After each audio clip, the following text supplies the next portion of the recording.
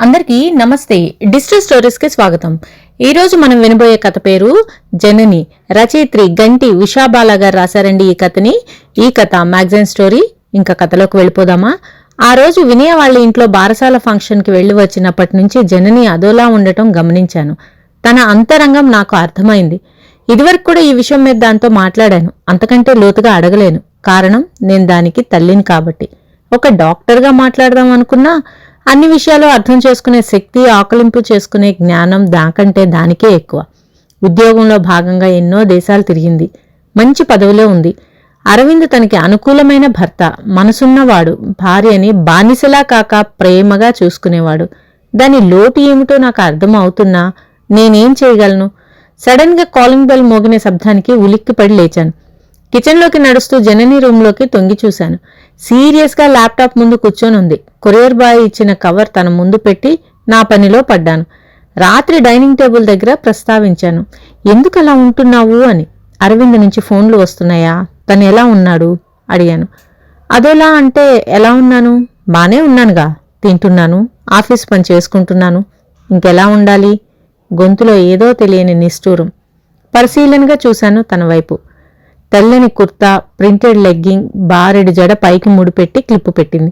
కళ్ళ నిండుగా కాటుక, ఎర్రని తిలకం. నాలాగే దానికి స్టిక్కర్ బొడ్డు పెట్టుకోవడం ఇష్టం ఉండదు. అసలు వయసు కంటే ఓ 10 ఏళ్లు తక్కువగానే కనిపిస్తుంది. ఎందుకో ఒక్కని దాని కళ్ళల్లో మాత్రం నిరాశ. అరవింద్ ఎప్పుడొస్తాడు? దాని ముఖంలోకి లోతుగా చూస్తూ అడిగాను. తనేమీ మాట్లాడలేదు. మళ్లీ గట్టిగా అడిగితే ఏమంటుందో అని బయటికి నడవబోయాను. అమ్మా అని పిలిచింది. గిరుక్కున వెనక్కి తిరిగాను. అసలు నాకు జనని అని పేరెందుకు పెట్టావు? ప్రశ్నార్థకంగా చూస్తూ అడిగింది. అదేం పిచ్చి ప్రశ్న? నాకు ఇష్టమైంది అమ్మా అని అర్థం వస్తుంది. ఆ జగజ్జనని నాకు పుట్టింది అనుకున్నాను. అందుకనే పెట్టాను. ఇప్పుడు నీకు ఆ సందేహం ఎందుకొచ్చింది అడిగాను. ఆ పేరుని సార్థకం చేసుకోవడానికైనా నేను తల్లిని అవుతానా అన్న డౌట్ వచ్చింది. అందుకే అడిగాను. నిర్లిప్తంగా అందే జనని. ఇప్పుడు ఏమైంది జనని? ఎందుకలా మాట్లాడుతున్నావు? కాస్త ఆందోళనగా అడిగాను. సీరియస్గా ఎటో చూస్తూ, నేను అరవింద్కి డైవోర్స్ ఇవ్వాలనుకుంటున్నాను. బాంబు పేల్చింది. దాని గొంతు మామూలుగానే కాస్త హస్కీగా ఉంటుంది. ఈ మాట అంటున్నప్పుడు మరింత బొంగురుగా వినిపించింది నాకు. 35 ఏళ్ల వయసులో ఉన్న కూతురు పెళ్ళై 10 ఏళ్లు దాటిన తర్వాత నేను విడాకులు తీసుకుంటాను అంటే ఎలా స్పందించాలో నాకు అర్థం కాలేదు. ఏమిటా మాటలు? ఇప్పుడేమైందని డైవోర్స్కి? బంగారం లాంటివాడు అరవింద్. నీకు తగినవాడిని నువ్వే ఏరికోరి పెళ్లి చేసుకున్నావు కదా. అవునమ్మా, బంగారం లాంటి వాడనే అనుకున్నాను. కానీ అది కాకి బంగారం అని ఇప్పుడు అనిపిస్తోంది టపీమని చెప్పింది. ఏమైందే? ఎందుకిలా మాట్లాడుతున్నావు? నువ్వు అసలు నిజంగా ప్రాజెక్టు పని మీద ఇండియా వచ్చావా? లేకపోతే ఇంకా పిల్లలు లేరని ఆక్రోశంతో ఇలా మాట్లాడుతున్నావా? అయినా ఈ రోజుల్లో పెళ్ళై 10-15 ఏళ్ల తర్వాత కూడా రకరకాల పద్ధతుల ద్వారా పిల్లల్ని కంటున్నారు. ఎందుకు అంతలా డిప్రెస్ అయిపోతున్నావు? డాక్టర్ మనీషాతో మాట్లాడతాను. అరవింద్ని కూడా పిలుద్దాం. అవసరమైన పరీక్షలు చేయించుకోండి. లేదంటే IVFకి వెళ్దాం అన్నాను కాస్త ఆదుర్దాగా, దాని బాధని అర్థం చేసుకున్నట్లుగా. అమ్మా, ఈ పరీక్షలన్నీ నేను సింగపూర్లో ఉన్నప్పుడే చేయించుకున్నాను. అన్నీ నార్మల్ అని డాక్టర్ చెప్పింది. ఇది జరిగి కూడా 5 ఏళ్ళు అవుతుంది అంది ఎటో చూస్తూ. తన పిల్లల కోసం ఎంత తల్లడిల్లిపోతుందో అర్థమవుతుంది. స్త్రీకి మాతృత్వంతో వచ్చే జీవితమే వేరు. అది చాలా మంది పురుషులకు అర్థం కాదు. ఈ తరం వారు పిల్లల్ని కనడం, పెంచడం పెద్ద బరువుగా భావిస్తున్నారు. అందుకే కొందరు జంటలు అసలు పిల్లలే వద్దనుకుంటున్నారు. నేను ఇంకా ఇలా ఆలోచిస్తూ ఉండగానే జనని సోఫాలో పక్కకు జరిగి, ఓ 10 నిమిషాలు నా దగ్గర కూర్చుంటావా అమ్మా అని అడిగింది. అంతకంటేనా తల్లి, నీ మనసులోని బాధ ఏంటో నాకు చెప్పమ్మా. నేను చేయగలిగింది చేస్తాను అన్నాను. అమ్మా, నేను నిన్ను మోసం చేశానని అనుకోకపోతే నీతో ఓ మాట చెప్పాలి. అప్పటికే ఆల్చిప్పల్లాంటి దాని కళ్ళల్లోంచి దూకడానికి సిద్ధంగా 2 జలపాతాలు. ఏమైంది జనని? లాలనగా అడిగాను. నేను ఇన్నాళ్ళు నీ దగ్గర ఒక విషయం దాచాను నెమ్మదిగా అంది. ఏ విషయం? కాస్త గట్టిగా అడిగాను. మా పెళ్లికి ముందు అరవింద్ నా దగ్గర నుంచి ఒక మాట తీసుకున్నాడు. ఏమిటది? ఆసక్తిగా అడిగాను. నాకు పిల్లలంటే ఇష్టం లేదు. అందుకు నువ్వు ఒప్పుకుంటే మన పెళ్లికి నాకు అభ్యంతరం లేదు. లేదంటే నువ్వు మీ పేరెంట్స్ చూపించిన సంబంధం చేసుకో అన్నాడు. అవునా అన్నాను ఆశ్చర్యపోతూ.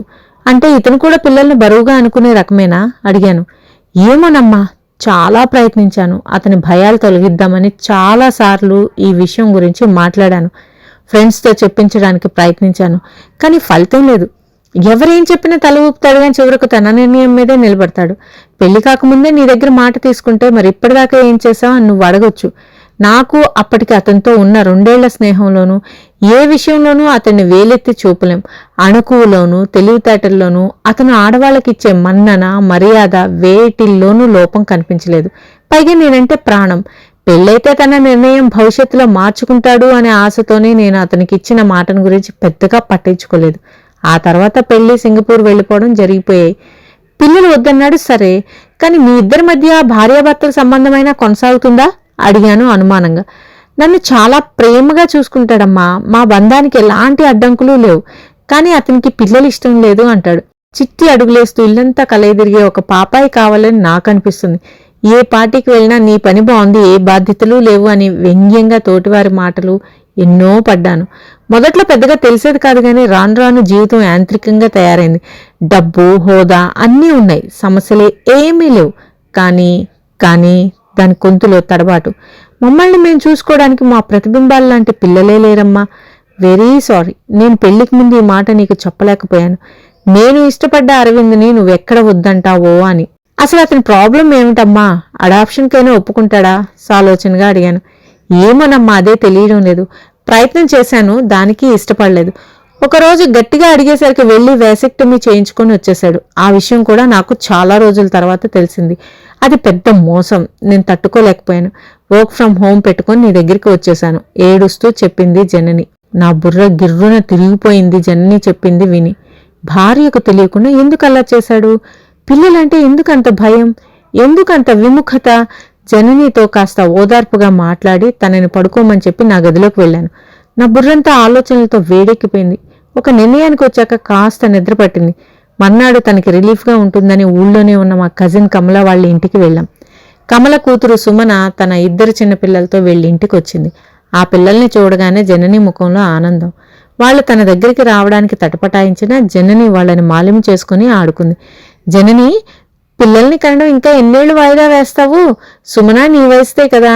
అయినా ఈ కాలం వాళ్ళకి ఏం చెప్పలేం, అంతా డబ్బు మహిమే. అందుకే మా సుమనకు ముందే చెప్పా, నాకు ఓపికగా ఉండగా కానించుకో, ఆలస్యం చేయకు అని అంది కమల. ఆ మాటలకి నేనేం సమాధానం చెప్పలేకపోయాను. అమ్మా వెళ్దామా, నాకు అర్జెంట్ కాల్ ఉంది, అటెండ్ అవ్వాలి అంది జనని ముభావంగా. ఇంక పిల్లల గురించి ఆలోచించవే జనని. ఇంకో 5-6 ఏళ్లు పోతే మెనోపాజ్ వయసు వచ్చేస్తుంది. జననికి బొట్టు పెడుతూ అంది కమల. తను నవ్వుతూనే ఆ మాటలు అన్నా జనని మనసు ఎంత గాయపడిందో నాకు అర్థమైంది. ఆ తర్వాత 2 రోజులు భారంగా గడిచాయి. మర్నాడు ఉదయం కాలింగ్ బెల్ మోగితే ఆత్రంగా వెళ్లి తలుపు తీశాను. ఎదురుగా అరవింద్. బాగున్నారా అత్తయ్య అంటూ వంగి నా కాళ్ళకి నమస్కరించాడు ఎప్పట్లాగే. ఎంత కోపం ఉన్నా ముఖం మీద ప్రదర్శించడం నాకు చేతకాని పని. నేను అంతే మామూలుగా అతని క్షేమ సమాచారాలు అడిగి కాఫీ కప్పు అందించాను. హాయ్ జాను అన్నాడు అప్పుడే రూమ్లో నుంచి బయటకు వస్తున్న జననిని చూసి. ఆశ్చర్యంగా చూసింది అరవింద్ని. ఏం మాట్లాడకుండా బాత్రూంలోకి వెళ్ళింది. నువ్వే రప్పించావు కదూ? పెనం మీద దోశ వేస్తున్న నేను ఉలిక్కిపడి వెనక్కి చూశాను. వెనకాల నాకు ఆనుకున్నట్లుగా నిలబడి ఉంది జనని. అవును కాదు అని నేనేమీ సమాధానం చెప్పలేదు. తన ముఖం వైపు చూశాను. కోపాన్ని ముఖం అంతా పులుముకున్నా తన కళ్ళు మాత్రం అరవింద్ రాక ఆనందాన్ని ఇచ్చిందని చెప్పకనే చెప్తున్నాయి. త్వరగా తయారై టిఫిన్ తిని అర్జెంటుగా ఎవరో ఫ్రెండ్ని కలవాలని బయటకు వెళ్ళిపోయింది జనని. పనంతా అయ్యాక హాల్లోకి వచ్చాను. అప్పుడే ఫ్రెష్ అయ్యి అరవింద్ కూడా సోఫాలో కూర్చున్నాడు. ఆ మాట ఈ మాట తర్వాత ఏమిటి అర్జెంటుగా రమ్మని ఫోన్ చేశారు అడిగాడు అరవింద్. అరవింద్ నేను ఎప్పుడూ అల్లుడుగా అనుకోలేదు, అతి మర్యాదలు చేయలేదు. నా కొడుకుగానే ఫీల్ అయ్యేదాన్ని. చాలా విషయాలు ఎంతో విశ్లేషణాత్మకంగా చర్చించుకునేవాళ్ళం. తను మాట్లాడే తీరు, సమాజం పట్ల బాధ్యతాయుత ప్రవర్తన, స్త్రీలకు ఇచ్చే గౌరవము, ఇవన్నీ నాకు నా కూతురు కంటే అల్లుడినే దగ్గర చేశాయి. నిజం చెప్పాలంటే ఫోన్లో కూడా జనని కంటే అరవింద్తోనే ఎక్కువసేపు మాట్లాడేదాన్ని. జనని ఎప్పుడు అనేది, నీకు కూతురు కంటే అల్లుడే ఎక్కువ అని. కానీ మొదటిసారి ఈ విషయం మాట్లాడడానికి మాత్రం కాస్త తటపటాయించవలసి వస్తుంది. అత్తయ్య, ఏదైనా మాట్లాడాలని అనుకుంటున్నారా? మృదువుగా అడిగాడు అరవింద్. వెంటనే నా సైకాలజీ బుర్ర పనిచేసింది. నేను అంతే మృదువుగా జనని మనోభావాలను అతను ముందు ఉంచాను. అతను ఈ విషయం కోసమే తనని పిలిచి ఉంటారని ముందే ఊహించి ఉంటాడు. లేదా తన నిర్ణయం వెనుక ఉన్న కారణాన్ని ఎప్పటికైనా చెప్పక తప్పదని సిద్ధపడైనా ఉండాలి. కొన్ని సెకండ్ల మౌనం తర్వాత, నేను ఈ విషయం పెళ్లికి ముందే జననితో చెప్పి తను ఒప్పుకున్నాకే పెళ్లి చేసుకున్నాను కదా, తను ఇన్నాళ్ళు మీకు చెప్పలేదా? అతను అడిగే తీరులో ఎలాంటి భావమో కనిపించలేదు. ఆశ అరవింద్, ఆశ. ఎప్పటికైనా నీవు నిర్ణయాన్ని వెనక్కి తీసుకోకపోతావా అన్న ఆశ. కాని తన ఆశ అడియాసని తేలిపోయింది. ఈ బంధం మీద దానికి నమ్మకం పోయింది. అది అంత మంచి పరిణామం కాదు బాబు. ఇప్పటి తరంలో పెళ్లి, పిల్లల పట్ల, దాంపత్యం పట్ల వస్తున్న విపరీత ధోరణుల వల్ల మన వివాహ వ్యవస్థ విచ్ఛిన్నమైపోతుంది. ముందు ముందు ఏమవుతుందా అన్న భయం పట్టుకుంది. నా గొంతు నాకు తెలియకుండానే ఒక సైకాలజిస్ట్గా కాక జనని తల్లిగా మారిపోయింది. కళ్ళు నీటి చలములయ్యాయి. ప్రకృతిలో సహజంగానే కాకి, పిచ్చుక వంటివి కూడా గుడ్లు పొదిగి ముద్దుగా పిల్లల్ని పెంచుకుంటాయి. పశుపక్ష్యాదులు సైతం మాతృత్వపు మధురిమల్ని చవిచూడటం మనం చూస్తూనే ఉంటాం. అటువంటిది ఒక స్త్రీకి ఉన్న మాతృత్వపు హక్కుని నిర్దాక్షిణ్యంగా కాలరాసే హక్కు తాళి కట్టినంత మాత్రాన భర్తకు ఎవరిచ్చారు? నా గొంతులో ప్రతిఫలిస్తున్న కోపాన్ని గమనించి నేను కాస్త తమాయించుకున్నాను. కన్నీళ్లను పౌటి చెంగుతో ఒత్తుకున్నాను. నా ప్రశ్నకి అరవింద్ ముఖం లానమైంది. పక్కనే ఉన్న బాటిల్ ఎత్తి నీళ్లు గడగడా తాగాడు. ఇక తప్పదు అన్నట్లు నోరు విప్పి మాట్లాడడం మొదలుపెట్టాడు. నాకు స్త్రీలంటే అమితమైన గౌరవం. వాళ్ళు సున్నితమైన పూలు వంటి వారని నా అభిప్రాయం. నన్ను అమితంగా ప్రేమించే నా భార్య నాకిచ్చిన మాటను నిలబెట్టుకుంటుంది అనుకున్నాను. కానీ స్త్రీకి మాతృత్వాన్ని మించి ఏదీ ఎక్కువ కాదని ఇప్పుడు అర్థమవుతుంది. నాకు అమ్మా నాన్న లేరని మీకు తెలుసు కదా. మా అమ్మ నాకు 9 ఏళ్లున్నప్పుడు కడుపులో ఉన్న తమ్ముడితో పాటు చనిపోయింది. నేనొక్కడినే ఆడుకో అక్కర్లేదని నాకు బుజ్జి తమ్ముడిని సాయంగా ఇస్తానని ఊరించేది. అమ్మ డెలివరీ కోసం పుట్టింటికి పోలేకపోయింది. అలాగే అమ్మకి సాయంగానూ ఎవ్వరూ రాలేదు. ఈలోపు నాన్నకు ఉద్యోగరీత్యా ట్రాన్స్ఫర్ అయింది. ఊరు మారిన 4 రోజులకే అమ్మకి నొప్పులు మొదలయ్యాయి. నాన్న దగ్గరలోని హాస్పిటల్లో చేర్చారు. చుట్టుపక్కల ఎవరూ తెలియకపోవడంతో నేను నాన్నతో వెళ్లాను. నాన్న మందుల కోసం పక్క టౌన్కి వెళ్లారు. అమ్మ లేబర్ రూమ్లో ఉంది. నేను బయట బెంచి మీద కూర్చున్నాను. ఆ వయసులో నా చిన్న బుర్రలో ఎన్నో సందేహాలు, భయాలు. అమ్మ గట్టిగా అరుస్తోంది. బయట కూర్చున్న నాకు ఏడుపొస్తుంది. అది రాత్రి కావడంతో ఆసుపత్రిలో పెద్దగా జనాలు లేరు. అమ్మ కేకలు అంతకంతకు ఎక్కువ అవసాగాయి. నాన్న ఇంకా రాలేదు. బయట ఒంటరిగా నేను. అమ్మ ఎందుకు అంతలా అరుస్తుంది? ఎవరైనా కొడుతున్నారా అనుకున్నా. నేను 4 రోజులు ఆసుపత్రిలో ఉండాల్సి వస్తుంది కన్నా నువ్వు ఇంట్లో జాగ్రత్తగా అంటూ నన్ను అమ్మ ఎంతగా సిద్ధం చేసినా నా పసి మనసు అమ్మ ఏడుపుకి, అరుపులకి తల్లడిల్లిపోయింది. ఇంతలో గట్టిగా అమ్మా అంటూ అమ్మ గొంతు వినిపించింది. భూమి దద్దరిల్లిపోయేలా ఓ కేక. అంతే. ఒక్క పరుగున తలుపులు తోసుకుని లోపలికి వెళ్ళాను. అమ్మని కాళ్ళు చేతులు కదలకుండా పట్టుకున్నారు. రక్తపు మడుగులో మా అమ్మని చంపేస్తారా అంటూ ఆ గదిలో ఉన్న వస్తువులన్నీ అక్కడ ఉన్న వాళ్ల మీద విసిరికొట్టాను. అక్కడే ఉన్న ఒక స్టూల్ మీద కూర్చున్న డాక్టర్ జుట్టు పీకి గట్టిగా ఏడుస్తూ మా అమ్మని చంపేశావా అంటూ అరవసాగాను. వీడినెవరూ లోపలికి రానిచ్చారు? అసలు వాళ్ళ నాన్నకి మందులు తెమ్మని పంపించాను, ఇప్పటికి రాలేదు. ఆయా నువ్వు వచ్చాక లోపల గడియ వేయలేదా అంటూ డాక్టర్ గట్టిగా అరుస్తోంది. వీడిని ఆ గదిలో ఉంచి తలిపేయండి అంటూ అక్కడికి ఆయాలకు చెప్పింది. ఓ 2 ఆయాలు నన్ను లాక్కెళ్లి ఓ గదిలో పడేశారు. నేను వాళ్ళ చేతులు కొరికేశాను. అయినా వాళ్ళ బలం ముందు నేను ఓడిపోయాను. అమ్మా అమ్మా అంటూ అరుస్తున్నాను. మరో పావుగంట కానీ నాన్న రాలేదు. దారిలో స్కూటర్ ఆగిపోయిందట. వచ్చేసరికి అంతా అయిపోయింది. నా జీవితంలో శూన్యాన్ని మిగిల్చి అమ్మ వెళ్లిపోయింది. నాకు బహుమతిగా ఇస్తా అన్న తమ్ముణ్ణి కూడా తీసుకెళ్లిపోయింది. నా రోదన వినేవాళ్లే లేరు. అసలు అమ్మ అలా ఎందుకు పోయిందో అర్థం కావడానికి నాకు కొన్నేళ్లు పట్టింది. అర్థమయ్యాక నా ద్వారా ఏ స్త్రీకి ఇలాంటి కష్టం రాకూడదు అనుకున్నాను. అప్పటి నుంచి ఆడవాళ్ళు ఎవరిని చూసినా అమ్మ పెట్టిన కేకే గుర్తొచ్చేది. అందుకే నేను స్త్రీలకి చాలా దూరంగా ఉండేవాడిని. అసలు పెళ్లి చేసుకోకూడదు అనుకున్నా. కానీ జననితో స్నేహం నా నిర్ణయాన్ని మార్చింది. కానీ అమ్మలాగే జనని కూడా అయిపోతుందా అన్న భయం వెంటాడుతూ ఉండేది. ఇదంతా అర్థం లేని భయం. ఈ రోజుల్లో అలా జరగదు అని ఎంతమంది సర్ది చెప్పినా నా మనసు నా మాట వినలేదు. అందుకే జనని దగ్గర పిల్లల మాట ఎత్తవద్దని మాట తీసుకుని మరీ పెళ్లి చేసుకున్నాను. ఏ బలహీన క్షణంలోనైనా తను తల్లి అయ్యేందుకు అవకాశం లేకుండా నిర్ణయం తీసేసుకున్నాను. అది కూడా తను మీకు చెప్పి ఉంటుందనే నమ్మకంతోనే. ఆ కోపంతోనే తను ఇప్పుడు ఇక్కడికి వచ్చింది. ఊపిరి తీసుకోవడానికి అన్నట్లుగా ఆగి నా ముఖంలోకి చూశాడు ఒకసారి. మళ్ళీ చెప్పడం మొదలుపెట్టాడు. అందుకే నాకు అడాప్షన్ అన్నా భయమే. పెంచుకున్న ఆడపిల్ల అయినా తల్లి కావాల్సిందే. మగపిల్లవాడి భార్య కూడా తల్లి అవ్వాల్సిందే. అతని కళ్ళు ఎర్రబడి చింతనిప్పుల్లా ఉన్నాయి. మానసికంగా చాలా సంఘర్షణకు లోనైనట్లుగా కనిపిస్తున్నాడు. అతడు పోస్ట్ ట్రామాటిక్ డిజార్డర్తో బాధపడుతున్నట్లు నాకు అర్థమైంది. ఇది అంత తేలిగ్గా పోదు. కానీ ఎన్నో క్లిష్టమైన కేసులను డీల్ చేసిన నేను దీన్ని ఒక సవాలుగా తీసుకుంటాను అనే స్థిర నిర్ణయం తీసుకున్నాను.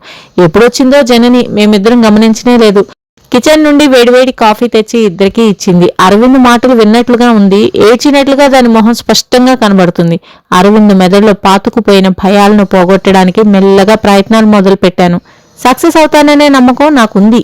ఓ రోజు ఉదయం మా పనమ్మాయి జిమిలి ఇంట్లో వాళ్ళ ఆయన లేకపోవడంతో తన 2 కౌండ్ల పిల్లల్ని తీసుకుని పనిలోకి వచ్చింది. దానికి ముందు 2 ఆడపిల్లలున్నారు. వాళ్ళు స్కూల్కి వెళ్తున్నారు. వీళ్ల వయసు దాదాపు 8 నెలలు ఉంటుంది. అయ్యో, వీళ్ళిద్దరిని తీసుకొచ్చావు, నిన్ను పని చేయనిస్తారా అన్నాను. చేయనిస్తారులే అమ్మా అంటూ జనని ఓ పాపను ఎత్తుకొని హాల్లోకి వెళ్ళింది. వెనకాలే అరవింద్ మరో పాపను ఎత్తుకుంటూ మనం వీళ్ళని ఆడిద్దాం, వాళ్ళ అమ్మ పని చేసుకుంటుంది అన్నాడు. జనని ఆనందంగా నా వైపు చూసింది. అరవింద్ భయాలు అర్థమైన తర్వాత సమస్య తీర్చగలనన్న ధైర్యం కలిగింది నాకు. నా ప్రయత్నం కొంతవరకు ఫలించినందుకు ఆనందంగా అనిపించింది. జగతికి మూలం జనని అంటూ రేడియోలో వస్తున్న ఈ మాసపు పాట నాకు మధురంగా వినిపిస్తుంది. ఫ్రెండ్స్, ఈ కథ ఇంతటితో సమాప్తం. తిరిగి మరొక మంచి కథతో నెక్స్ట్ వీడియోలో కలుద్దాం. Thank you very much for listening.